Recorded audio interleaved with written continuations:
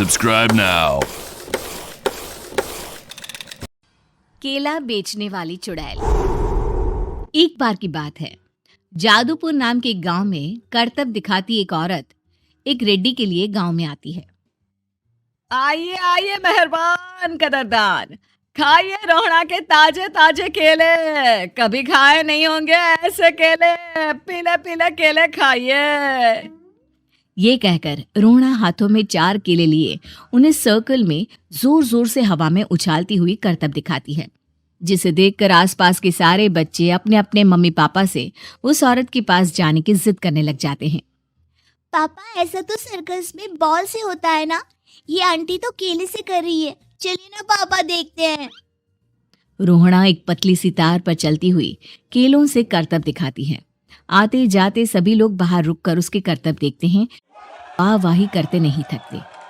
जैसे ही पास आकर उसे पैसे देने लग जाता है, तब वो कहती है, अरे नहीं नहीं साहब, मैं करतब तो बच्चों के मन को बहलाने के लिए करती हूँ। धंधा तो मेरा केले का है। पीछे देखो मेरी रिड्डी, जो भी मेरे केले खाएगा मेरी तरह चुस्त दुरुस्त और तंदुरुस्त हो जाएगा। पता चलता है क्या कि मेरी उम्र 55 की है। अरे पर ऐसे ठंड के मौसम में कोई केला क्यों खाएगा? ये ऐसे वैसे केले नहीं है साहब, ये शरीर में गर्मी देते हैं। ठंड को दूर भगाए जो भी रोहिणा के केले खाए। पापा, अगर मुझे केले नहीं मिले तो मैं घर नहीं जाऊंगी। तभी उसके पापा कहते हैं कि बेटा, केले ठंड में कभी गर्मी नहीं देते। ये सब कहने की बातें हैं, सामान बेचने का तरीका है इनका। पर पिंकी नहीं मानती। मैं केले खाऊंगी। पिंकी की जिद के आगे नत्थू हार जाता है और उसे केले खरीद कर दे देता है। पिंकी खुश होकर केले घर ले आकर खाती है। अब मैं भी करतब करूंगी, कितना मजा आएगा। जादुई केले। पिंकी पहला केला खत्म भी नहीं करती कि वो बेहोश हो जाती है। दूसरे केले से एक काला धुआं आता है और रोहना चुड़ैल बनकर बाहर निकल आती है। मेरे भूतिया केले बच्चे न खाए, ऐसा हो ही नहीं सकता। जादूपुर वालों, कब तक बचोगे? आ गई हूं मैं रोहना, जिसका कोई नहीं कर सकता सामना। रोहना पिंकी को गोद में उठाकर काले धुएं में कहीं गायब हो जाती है। शाम के वक्त नत्थू घर लौटता है और पिंकी को घर में ना पाकर उसकी माँ से कहता है, माँ पिंकी कहाँ है? अरे बेटा, उसे तो तू सुबह करतब दिखाने ले गया था ना, फिर कहाँ वापस आए तुम दोनों?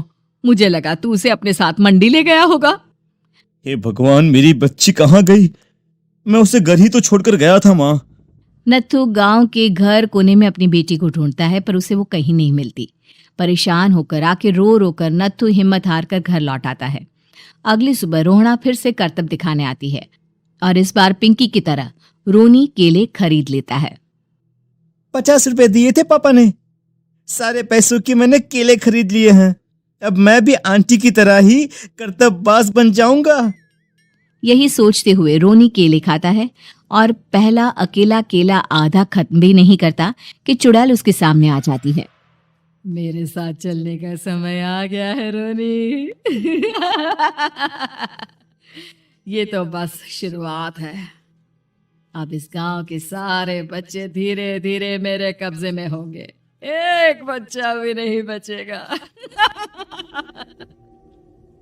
ये कहकर रोना रोनी को गोद में लेकर काले धुएं में अदृश्य हो जाती है। इसके बाद हर रोज गांव में से कोई ना कोई बच्चा गायब होता, पर ऐसा क्यों हो रहा है किसी को भी समझ में नहीं आ पा रहा था। रोज की तरह अपनी बेटी पिंकी की तलाश में नत्थू गांव के एक तालाब के पास बैठा रो रहा था। कहाँ गई मेरी पिंकी? शकुंतला के जाने के बाद एक वही तो मेरा सहारा थी। अरे उसकी आत्मा कोस रही होगी मुझे कि मैं अपनी बच्ची को संभाल भी नहीं पाया। नत्थू ये कहता हुआ रो ही रहा था कि तभी तालाब में से उसे शकुंतला की आवाज सुनाई देती है। कहाँ कहाँ कहाँ थी तुम शकुंतला? हमारी बच्ची और सारे गायब हुए बच्चे रोहड़ा के कब्जे में हैं। वो बच्चों को जो केले देती है उससे बच्चे बेहोश हो जाते हैं और उसके कब्जे में आ जाते हैं और वो उन्हें ले जाकर काली दुनिया में ले जाती है। पर वो ऐसा क्यों कर रही है? ये मैं नहीं जानती, पर उस दुनिया का रास्ता मैं आपको बता सकती हूँ। जहां ये नदी खत्म होती है वहां एक केले का पेड़ है, उसके नीचे एक दरवाजा है, वहीं से रास्ता जाता है उस दुनिया का। ये कहकर शकुंतला की आत्मा गायब हो जाती है। गांव के सभी लोग झुंड बनाकर उसी रास्ते से काली दुनिया में चले जाते हैं और वहां देखते हैं कि सारे बच्चे वहां काम कर रहे थे। पापा मुझे ले चलो यहाँ से। पापा पापा। सभी बच्चे अपने मम्मी पापा से लिपट जाते हैं। तो तुम लोग यहां तक आ गए? क्यों हमारे बच्चों को पकड़ लिया तूने? तुझे शिकार ही बनाना है तो ले, हम सब आ गए हैं, हमें खा ले। नहीं, मुझे बच्चे चाहिए।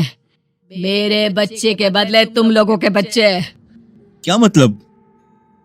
मैं इसी गांव में रहने वाली एक औरत थी। केले की चोरी के इल्जाम में मेरे बेटे को गांव वालों ने इतना मारा कि वो मर गया। उसी दिन मैंने ठान लिया कि गांव वालों का भी वही हाल करूंगी। कुछ दिन बाद बेटे के चले जाने के दुख में मैं भी मर गई और मेरी भटकती आत्मा एक चुड़ैल बन गई। और फिर मैंने बदला लिया तुम सबके बच्चे छीनकर। बर्दाश्त नहीं कर पाए ना? सोचो मुझ पर क्या बीती होगी। हमें माफ कर दो रोना। पता नहीं है किसकी गलती थी, पर हम सभी माफी मांगते हैं। हमारी खुशियां लौटा दो, तुम भी तो एक माँ हो। गांव वालों की बात सुनकर रोना का मन पिघल जाता है और वो बच्चों को छोड़ देती है।